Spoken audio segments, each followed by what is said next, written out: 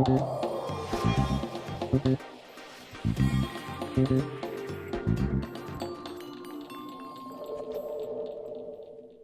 Banco Credicop nos conectamos con Credicop Móvil. Así, transferimos, pagamos, chequeamos. Bájate la aplicación. ¿Tenés Credicop? Tenés quien te acompañe. Banco Credicop Cooperativo. La banca solidaria.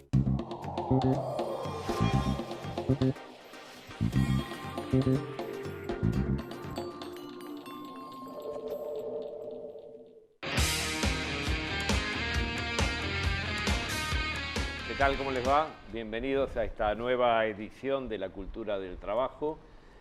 Y hoy con un programa muy especial. Tenemos como siempre nuestra columna económica, hoy a cargo de Mariano Barrera, con un título muy sugerente, ¿no? Sí, gobierno de CEOs o gobierno de científicos o algo por el estilo, la verdad, promete. Pero a su vez vamos a ir con un tema que nuestro presidente en el Congreso planteó, o algo que ya esperábamos, no es novedad en ese sentido, pero sí la cuestión de la reforma, la famosa reforma judicial. Y la verdad que tenemos una cantidad de interrogantes sobre esto. No todos van a ser aclarados en este programa, ni mucho menos, porque si no tendríamos seguramente mucho más rating. Porque no podemos adelantar lo que todavía no sabemos, pero sí tener la opinión de un invitado que está más que autorizado y calificado para opinar alrededor del tema. Tuvimos el discurso de nuestro presidente de apertura de las sesiones en el Congreso. Si bien reafirmó cuestiones que muchos ya sabíamos, no es poco reafirmarlo en ese ámbito. O sea, no es lo mismo plantearlo como una cuestión de noticia o de posibilidad o un trascendido que ratificarlo claramente en la apertura de sesiones del Congreso. Y sobre todo un elemento muy importante para todos los trabajadores y las trabajadoras, que es la adhesión al convenio 190 de la OIT, que va a poner realmente las relaciones del trabajo con un nuevo signo mucho más justo, mucho menos discriminador, mucho más favorable para los trabajadores y sobre todo las trabajadoras. Y ya veremos en el próximo programa, seguramente haremos un informe más detallado de los contenidos de convenio 190 de la OIT. Pero sin más, vamos a la columna de Mariano. Mariano, todo tuyo. ¿Cómo estás, Claudio? Tenés el mando. Bueno, como decías, hoy la columna vamos a discutir un poco esto de que anunció Alberto Fernández en la apertura de las sesiones ordinarias del gobierno de CEOs o gobierno de científicos, que él dijo, el nuestro es un gobierno de científicos, no es un gobierno de CEOs. ¿Por qué dijo eso? Bueno, porque durante los 4 años anteriores se venía hablando de la ceocracia al poder, ¿no? Es esta construcción conceptual que se realizó en torno al gobierno de Macri, que implicaba un gobierno en el que los CEOs, los representantes de empresas extranjeras y nacionales, pero las principales empresas del país, tenían una fuerte incidencia en términos de decisiones. Y en oposición a eso y al fracaso que fue ese modelo, Alberto Fernández planteó que el de él era un gobierno de científicos, no de CEOs. Uno podría decir, bueno, tampoco es un gobierno de científicos, hay alrededor de 10, 15 investigadores del CONICET o gente de la ciencia, pero sí quiere plantear una oposición. Hubo algún filósofo que lo planteó, ¿no? Claro. Entonces, lo que nosotros trajimos acá es ver algunas cuestiones de por qué Alberto Fernández plantea esa oposición. Básicamente por el desastre que fue en materia científica el gobierno de Mauricio Macri, y porque de alguna manera también está buscando derribar ciertos mitos construidos en la Argentina de que la Argentina es un país rico básicamente porque tiene recursos naturales. Y ya desde los autores clásicos y toda la teoría estructuralista latinoamericana y un montón de literatura posterior plantea que los países son ricos porque agregan valor y no porque tienen recursos naturales. De hecho, los países con altos recursos naturales tienden a tener un nivel de pobreza o desigualdad social mucho mayor. Entonces, de alguna manera, lo que planteaba en el discurso es, nosotros no vamos hacia un modelo de CEOs que gerencien lo que el mercado impone, es decir, especializarse en recursos naturales, sino a un gobierno que tenga como principal variable la agregación de valor, el conocimiento científico y esas cuestiones. Entonces, ahí yo quería plantear la primera gráfica que trajimos, que es, digamos, esta construcción conceptual del gobierno de los CEOs de Macri tiene cierto asidero científico. Nosotros en un trabajo que hicimos en Flaxo y en Cifra, analizamos los primeros 3-4 meses del gobierno de Macri, la composición del primer gobierno, y lo que dio es que de 104 ministros, secretarios y subsecretarios, es decir, la primera plana del gobierno, el 75%, el 72% provenía de empresas, ya sea transnacionales o locales. Por eso es que se lo llamó el gobierno de los CEOs, porque efectivamente tenía una elevadísima composición de esto, ¿no? Representantes del capital más concentrado. Sí, te puedo hacer ahí una observación, porque no sería no sería grave que vinieran de empresas, porque en algún lugar hay que laburar, ¿no? Sí, sí. Pero el CEO tiene una característica especial dentro de la compañía. El CEO es el que toma las decisiones de carácter relacional y político de las compañías. O sea, no es aquel que tiene a su cargo las ventas o que tiene a su cargo los servicios o que tiene a su cargo la fabricación o la realización, sino aquel que toma la decisión política dentro de la compañía. Por eso es importante que Claro. la definición de esa forma, ¿no? Claro, y por otro elemento, porque las políticas estas que tomaron, las decisiones que tomaron, tendieron a privilegiar en los distintos ámbitos del gobierno a las grandes empresas. No podía ser de Entonces otra es manera. no solo la inserción de los distintos actores dentro del Estado, sino las políticas que tomaron. Si uno mira dentro de las representaciones directas del capital, están bancos y empresas transnacionales que son alrededor del 30%. ¿Sí? Había una muy fuerte incidencia del sector financiero, de ahí la política de endeudamiento y fuga, y también de empresas del sector energético, otro de los grandes beneficiados de este modelo.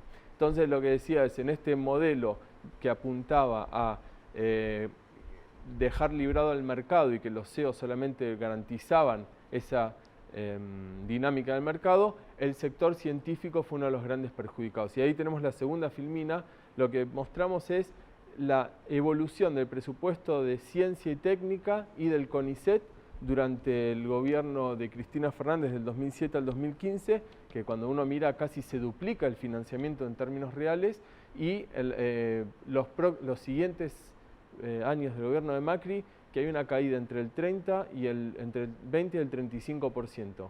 El presupuesto del CONICET cae un 20%, que es uno de los principales organismos de ciencia y técnica del país, y el presupuesto de la función ciencia y técnica, es decir, todos los organismos dedicados a la ciencia y técnica, cae un 36%. Estamos hablando de una caída muy fuerte en apenas 4 años, que lo que muestra es el desinterés del gobierno de Macri. Y la última filmita, para ir terminando, pues nos extendimos un poco, muestra otro de los elementos, la evolución del salario de los trabajadores del CONICET. Lo que muestra es que desde el 2015 al actual, hasta el diciembre del 2019, el salario de investigadores y becarios cayó un 41% en términos reales. Es una 41%. 41%. Es asimilable al de la Administración Pública Nacional. ¿Para qué investigar, no? Claro, ahí se dio ese dilema, efectivamente. Un becario del CONICET que tiene título de grado y ya está haciendo un posgrado, ganaba 30.000 pesos Y no puede realizar otra actividad. Es dedicación exclusiva, no puede ser. exclusiva. De ahí las políticas que desarrollaron desde el inicio de la gestión el Ministerio de Ciencia, que tendió a fortalecer paulatinamente, queda muchísimo por avanzar. Aumentó de acá hasta junio las becas hasta 45.000 pesos, de 30 a 45.000 pesos. Aumentó el presupuesto insuficiente, pero es un aumento al fin del financiamiento en un 25%, y los ingresos a la carrera de investigador y de las becas también los duplicó. en este año. Ese es un gran avance respecto de la política sistemática de destrucción de la ciencia que tuvo el macrismo. Indudablemente, como todo, siempre es insuficiente por la magnitud de los 4 años del gobierno de Macri en las distintas áreas. Siempre hay un terreno que tenemos que recuperar, y recuperar terreno significa, significa un tiempo. Exactamente. Significa un tiempo, un delay que hay entre las decisiones que se toman de carácter económico y las consecuencias políticas, económicas y sociales que esas políticas llevan o conllevan. En ese sentido, ha habido un atraso muy grande. Estos 4 años significó sobre todo el abandono de una cantidad de proyectos, el abandono inclusive por haber subejecutado presupuestos, ¿no? O sea, la vieja trampa de no ejecutar el presupuesto, hacer un presupuesto determinado que políticamente aparezca ante la sociedad como algo aceptable, y después ejecutar el 10% en cultura, educación o en investigación, como en este caso. Muchísimas gracias, Mariano, la verdad que muy bueno, y vamos en la próxima a ver si miramos un poquito más al interior del informe y vemos un poquito más el tema de las energéticas también, ¿no? Vale. Que son aquellas... las grandes beneficiadas.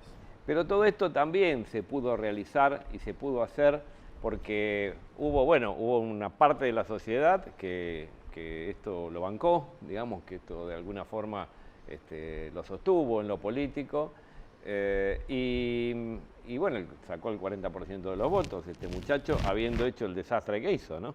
Digamos, es un tema sobre el cual nosotros tenemos que interpelarnos y ver si este discurso de derecha no nos está ganando o no nos ha ganado sectores muy importantes de la opinión pública. Y también hay otros poderes. Por eso también Alberto habló de una reforma de carácter judicial, y en ese sentido hoy tenemos la suerte de tener con nosotros como invitado en el programa al presidente consultivo de la Asociación Americana. Quería que lo dijeras vos porque yo te había dicho Sudamericana. Quería que lo dijeras vos porque te había dicho Sudamericana, sí, y te había... Me tomaste de sorpresa, de la Asociación Americana de Juristas. Sí. ¿Qué tal? Es un organismo de carácter consultivo de Naciones Unidas que va a cumplir dentro de poco 50 años. Ah, mira. Así que es muy importante. Un carácter muy especial. Muy, muy especial. Y bueno, y aquí estamos con esta cuestión de la reforma judicial. Charlábamos antes de empezar el programa que la verdad que se sabe poco del detalle, ¿no? Pero de lo que vos más o menos ves, y obviamente con tu experiencia y tu conocimiento, lo que podés intuir, ¿qué te parece? Bueno, yo creo que es indispensable una reforma judicial, sobre todo diría en aquellos fueros que tienen una incidencia, que sus decisiones tienen una incidencia colectiva en la sociedad, que van más allá de lo que puede afectar un juicio a una persona o una familia, no sé, sino al conjunto de la sociedad. Y que son fundamentalmente Comodoro Pi, que no es el nombre del tribunal, sino de la calle, pero como todo el mundo lo conoce como Comodoro Pi, que son los tribunales por los cuales pasan las cuestiones penales de mayor envergadura. Y después hay fueros que tienen muy poca, visión en la sociedad, que tienen poca prensa. Por ejemplo, el fuero nacional en lo civil y comercial federal. Casi nadie lo conoce, no sale en los diarios. Civil y comercial, bueno, pero ahí, en ese fuero, pasan cuestiones de la economía nacional, que de una envergadura impresionante, que por ejemplo, todo lo que tiene que ver, por ejemplo, con lo marítimo, todo pasa por ahí. Y no son juicios de 1.000 pesos, de 100.000 pesos, de 1 millón, por ahí son juicios de 20, 30, 50, 100.000 millones, ¿no? Que pasan por ahí y que pueden afectar a la economía nacional. Entonces, yo creo que hay un tema que tiene más que ver más que lo que dicen las leyes, tiene que ver con quienes las juzgan las causas. Es decir, podemos hacer una reforma judicial, todavía no conocemos, yo digo lo que es la letra chica, que es la que hay que conocer para dar una opinión, pero supongamos que sea perfecta y creer que eso va a resolver el problema es un error, ¿no? ¿Vos decís que la subjetividad del que juzga? Y sí, la subjetividad, digamos, el tema es muy simple. Si las cosas se resolvieran, porque están en la ley dispuestas y ya está, bueno, nosotros tenemos incorporado en la Constitución Nacional de hoy, en el artículo 75, inciso 22, todos los pactos internacionales de derechos humanos. Derechos civiles, económicos, sociales, culturales, políticos, están todos ahí. Si la acción del gobierno se ajustara a lo que dicen los pactos, que sería la lógica elemental, Sí. todos los problemas que están planteados en este momento en la sociedad argentina no existirían. Así nomás. Así. Bueno, Claro. Pero entonces es más Entonces, difícil. no, entonces hay un tema, claro, es importante lo que dice la ley. Ahora, para asegurar el cumplimiento de la ley, es necesario ver quiénes van a ser los jueces que lo van a hacer. Entonces, y en eso juega un papel fundamental un organismo que se creó con la reforma última de la Constitución Nacional, del 95, que es el Consejo de la Magistratura. El Consejo de la Magistratura tiene por funciones esenciales elegir, es decir, hacer los concursos para la designación de los jueces, y tiene el control a través del, digamos, del otro órgano que lo acompaña, que es el jurado de enjuiciamiento, de la conducta de los jueces, donde el Consejo actúa en el análisis de la conducta y lo remite si corresponde, si encuentra que el juez está violando su responsabilidad, al jurado de enjuiciamiento. Bueno, ¿ustedes saben cuántos juicios hubo durante los últimos 4 años en el jurado de enjuiciamiento? Sorpréndenos. 1. ¿No? Un solo juicio en 4 años tomado Sí. por el Consejo de la Magistratura, digo. Claro, ¿a quién enjuició el Consejo de la Magistratura? Ni idea. Al doctor Eduardo Freiler. Ah, bien, claro. ¿Eh? No podía hacerlo todo. Pero además en un procedimiento escandaloso, ¿no? Claro. Entonces, donde hubo complicidad, a mi modo de ver, también de la presidencia de la Corte Suprema, porque en el último episodio, porque le faltaba un voto para poder enjuiciarlo, que necesitaban, porque eso son 2/3 que requiere el Consejo, que los votos para poder enjuiciar al juez, y entonces no los obtenían si se incorporaba un nuevo miembro.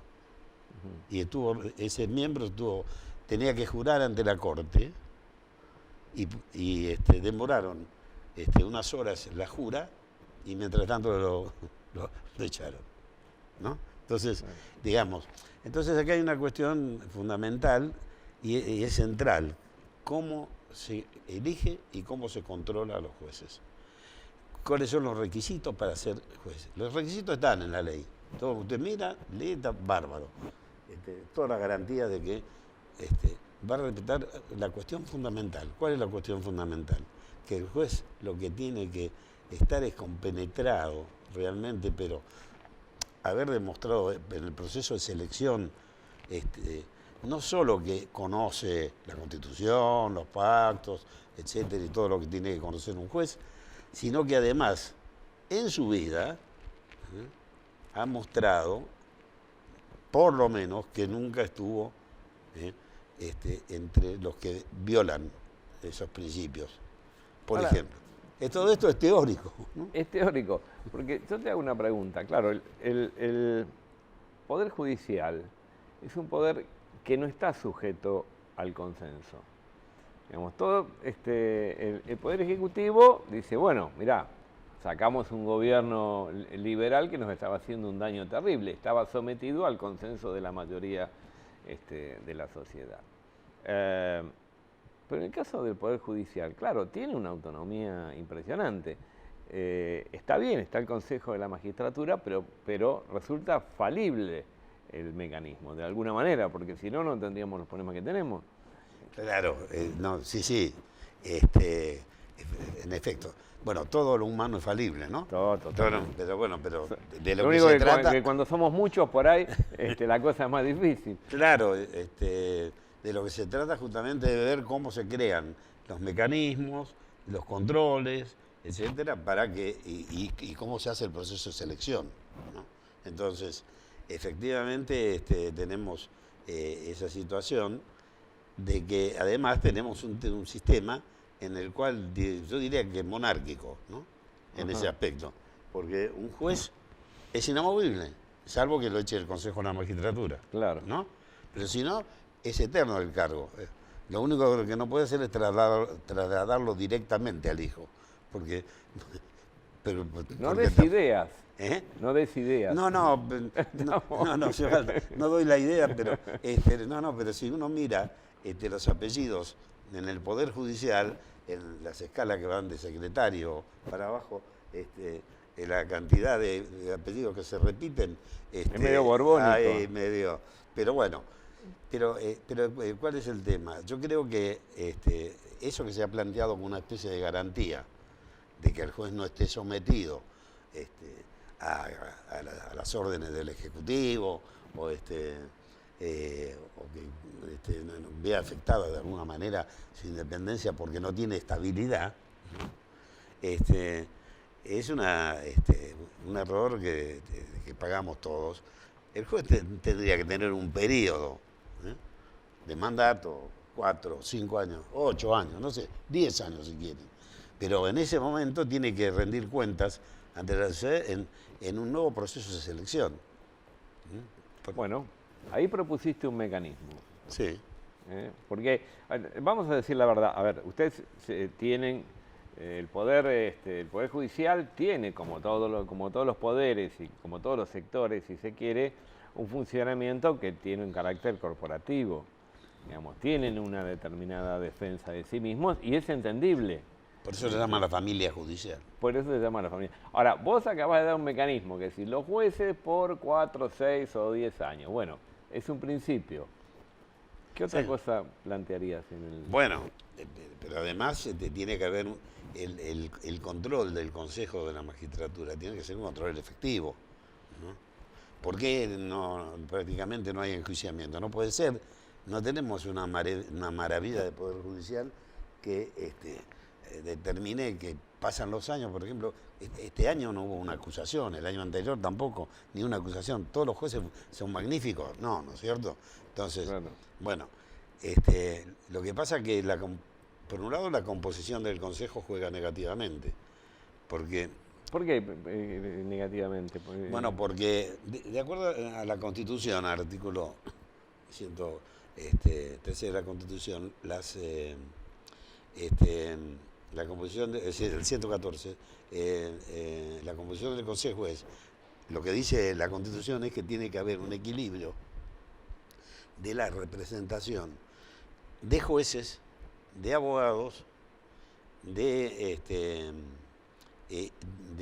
los poderes del poder político, digamos, del Congreso, diputados, senadores, y hay un representante del Ejecutivo, integrando lo que sería el poder político, y de académicos. Ahora, esto no dice cuántos tienen que ser en cada caso, pero la desproporción es evidente entre los representantes. Ahora tiene 13 miembros, y no voy a ahondar en el tema de la reforma que hubo, pero bueno, ahora tiene 13 miembros. Tiene 6 legisladores y un representante del Ejecutivo, hace 7. Es decir, ¿qué abogados, jueces y académicos están en minoría del conjunto? Por el otro lado, yo creo que sin necesidad de modificar la Constitución, con la ley, por empezar la Constitución no dice que tienen que ser jueces, sino representantes de los jueces, de los abogados, del poder legislativo, etcétera. Entonces, por empezar, yo creo que los jueces no deberían integrar el Consejo. Los jueces, una representación de los jueces, que hay que establecer un mecanismo como se eligen, etcétera. Sí, está bien, porque conocer la técnica, etcétera. Pero, porque los jueces están para trabajar de jueces. No fueron designados para ir a... Bien. Los legisladores fueron designados, elegidos por el pueblo para legislar, para dictar las leyes, ¿sí? El Ejecutivo para ejecutarlas. Entonces, todo eso tendría que estar representado. Esas representaciones tendrían que tener, ser de la sociedad, que los legisladores hagan, digamos, una convocatoria a las organizaciones sociales para la propuesta de candidatos con mayorías especiales que garanticen que no estén sometidos a la indicación de un partido político, como es ahora, y entonces eso permitiría que se instrumente de alguna manera la posibilidad de un mejor consejo de la magistratura. Ahí, no lo garantiza, porque siempre, claro. Nunca está la garantía total, pero seguro que por lo menos hay muchas más posibilidades de que funcione mejor. Como vos dijiste, no lo garantiza. No lo garantiza porque uno puede proponer distintas formas de control. Vos estás planteando controlemos a los que controlan, ¿no? Entonces, bueno, por un lado controlemos a los que controlan. Por el otro lado, también dijiste, bueno, los jueces no pueden estar eternamente hasta que se jubilen y tienen que tener un periodo y después de ese periodo rendir cuentas de lo que han hecho y hacer un balance, digamos, de su gestión. Seguramente va a haber más medidas de carácter, pues lo importante también es tener medidas de carácter sistémico, que impliquen que el funcionamiento en sí mismo tenga un carácter virtuoso, y no tenga un carácter vicioso, que es lo que se nos está generando acá, donde hay un poder que hace ya mucho tiempo está en la mira de el gran país del norte, ¿no? Cuando se dejaron de llevar adelante los golpes de Estado por la vía militar, en algún momento a alguien se le ocurrió, o a alguno se le ocurrió, que había que tratar de ver cómo se cooptaba a uno de esos poderes del Estado, y optaron por el más centralizado, el menos sujeto a revisión y a consenso, y aquel que podía, de alguna manera, tener los mecanismos dentro de las propias constituciones para trabar a los demás. Bueno, eso es lo que dice el documento Santa Fe II. Exacto. Plantea que eso el imperio dice, bueno, hay que controlar al Ejecutivo, al Legislativo y a los jueces. Exacto. ¿No es cierto? Y sobre todo, dentro del Ejecutivo, a las Fuerzas Armadas. Es decir, los jueces están más o menos como los militares para... Claro, bueno, en todo caso para convalidar también algún posible golpe de Estado. Bueno, lo estás diciendo vos que sos parte crítica de esa corporación, y bienvenido sea, porque mientras existan compañeros como vos que entiendan el tema más allá de lo corporativo y puedan plantearlo, hacerlo explícito y alimentar las ideas y las posibilidades de cambiar que tenemos aquellos que somos legos en la materia, mientras exista esa posibilidad, creo que estamos bien encaminados. El resto habrá que bancar con la presencia, con la movilización, lo que este gobierno va a intentar hacer en nombre de todos, sobre todo siendo coherente con lo que planteó durante su campaña electoral, que eso es lo importante, no ser contradictorio. Si se dice que se va hacia un lado, hay que ir hacia ese lado. Si se va hacia otro, genera descrédito, desmovilización, y a partir de ahí nada se puede hacer. Se nos acaba el tiempo, te agradecemos mucho, gracias Mariano, nos estamos viendo en la próxima de La Cultura del Trabajo. Muchas gracias.